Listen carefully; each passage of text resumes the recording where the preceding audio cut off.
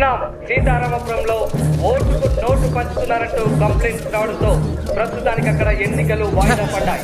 ఇదిలా ఉంటే సీతారామపురంలో ఎన్నికల ప్రచారంలో ఇరు పార్టీలు జనాలకు ఓటుకు నోటు పంచుతున్నారని కంప్లైంట్ రావడంతో అక్కడి ఎన్నికలు ప్రస్తుతానికి వాయిదా పడ్డాయి.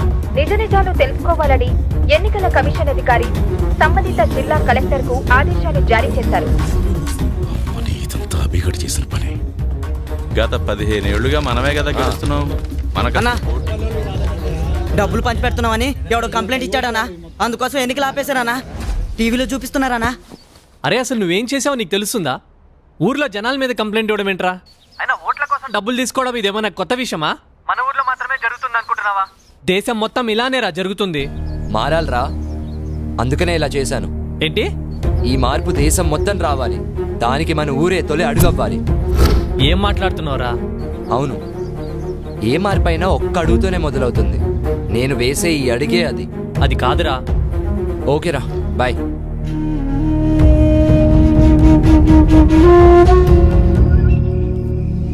ఓ కుర్రోడు ఇదంతా చేస్తుంటే మీరేం చేస్తున్నట్టు?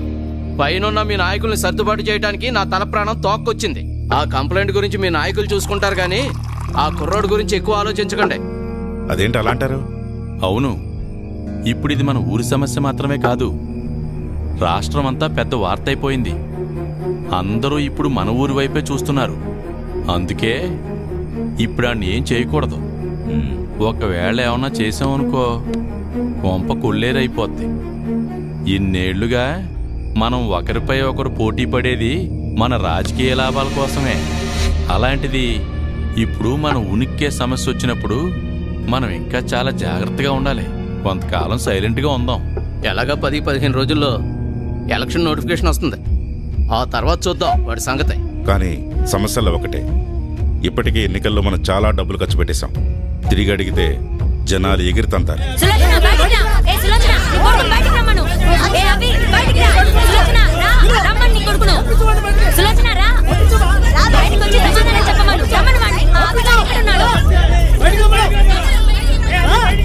ఏమైందక్క? అక్క తొక్క అని నువ్వు నీ కొడుకు మా కొంపలు ముంచారు కదే. ముందు వాడిని బయటికి రమ్మను. అభి, ఏమైందమ్మా? ఏరా, చాలా సంవత్సరాల తర్వాత ఊరొచ్చావు. తండ్రి లేని బిడ్డవని మేం కూడా జాలి చూపిస్తే మా కొంపలే ముంచుతావా? అసలు ఏమైంది బాబాయ్? తప్పుకోండి. సిటీలో లక్షలు సంపాదిస్తున్నావని పొగరెక్కువైందిరా నీకు. చాలా కాలం తర్వాత ఊరొచ్చావు, మూసుకుని నీ పనులు చేసుకోకుండా మాతో నీకేంట్రా పని? ఇప్పుడు చెప్తున్నా, మేం తీసుకున్న డబ్బులు తిరిగి కట్టవలసి వస్తే నయా పైసాతో సహా నువ్వు కట్టి ఇక్కడి నుంచి కదలాలి, లేదంటే నా చేతిలో చస్తావు. అర్థమైందా? పదండి పదండి పదండి. నువ్వు మావాడు అనుకున్నాం కదా, మమ్మల్ని ఇంత మోసం చేస్తావు అనుకోలేదు. అసలు ఎందుకు వచ్చావు ఈ ఊరికి? నువ్వు ఈ ఊరు వదిలి వెళ్ళిపో. పదండ్రా, వీడితో మనకెందుకు? ఊరంతా కప్పు కప్పు చేసి పడేశాడు. రండి వెళ్తాం, రండి.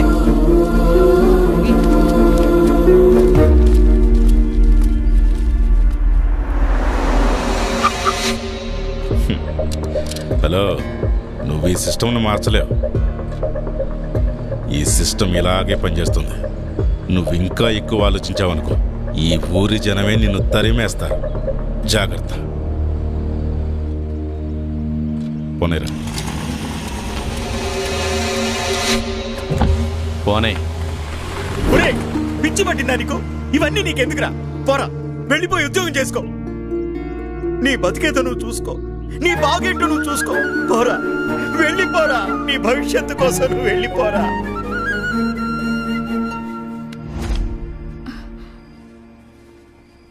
నాన్న, అభి ఏమైంది? నేనేమన్నా తప్పు చేశానా అమ్మా? నా వల్ల నీకు అనవసరంగా ఊర్లో వాళ్ళందరితో గొడవలు.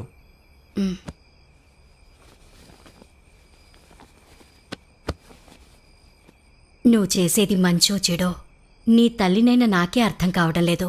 అలాంటిది ఊళ్ళో వాళ్ళందరికీ ఎలా అర్థమవుతుందనుకున్నావురా? ఆ రోజు తుఫానొచ్చి మా పంట పొలాలను, మా బతుకుల్ని ముంచేసినప్పుడు ఈ నాయకులు డబ్బులివ్వడాన్ని సహాయమని మేమనుకున్నాం, కాదు స్వార్థమని నువ్వంటున్నావు.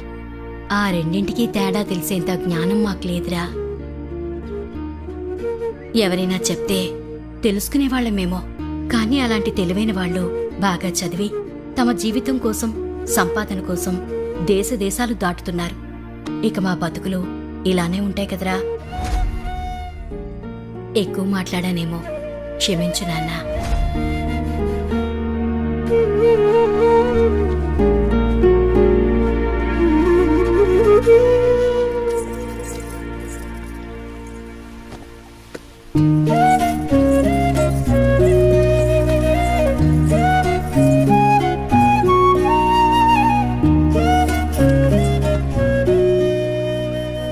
సిస్టమ్ను మార్చాలంటే ఇలా అగ్రెసివ్ డెసిషన్ తీసుకుంటే సరిపోదు.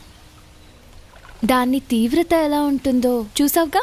నాకు మాత్రం ఒక విషయం క్లియర్గా అర్థమైంది. ఈ జనాలందరూ మన నాయకుల చేతుల్లో తోలుబొమ్మలయ్యారని.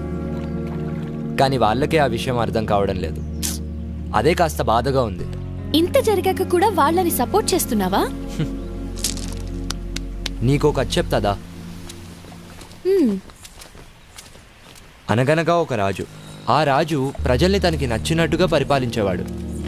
ఒకవేళ ప్రజలకు ఏ విషయమైనా నచ్చక ఎదిరిస్తే రాజధిక్కార నేరం కింద అక్కడికక్కడే చంపేసేవాడు. అలా ఆ రాజు నియంతలా ఉన్నాడు. ఆ టైంలోనే మహామంత్రికి రాజు కావాలనే ఒక కన్నింగ్ థాట్ వచ్చింది. నాయకులు జనాల నుండే పుడతారని ఆ జనాలకు ఒక కొత్త కాన్సెప్ట్ నేర్పాడు. దానికి అతను పెట్టిన పేరే ప్రజాస్వామ్యం. ఆ విధంగా జనాల మధ్య నుండి నాయకుడు పుట్టాడు. కానీ తర్వాత ఆ నాయకుడు మంత్రి అయ్యాడు. ఆ పాత మంత్రి కాస్త రాజు అయ్యాడు.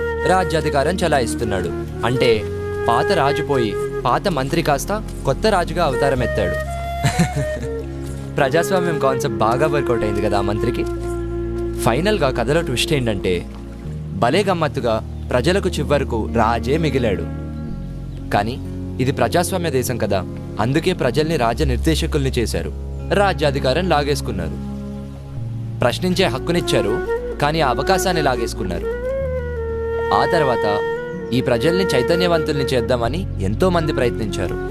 కానీ పాపం వీళ్ళెవ్వరికీ అర్థం కాని విషయం ఏంటంటే మనం మన హక్కుల్ని డబ్బులు తీసుకొని మరీ అమ్ముడుపోతున్నామని. నువ్వు అన్నది కరెక్టే, కానీ నాకు ఈ ప్రజాస్వామ్యంపై చాలా నమ్మకం ఉంది. ఎందుకంటే ఈ ప్రజాస్వామ్యమే నాకు గొప్ప అవకాశాన్ని ఇచ్చింది. అదే నోటా.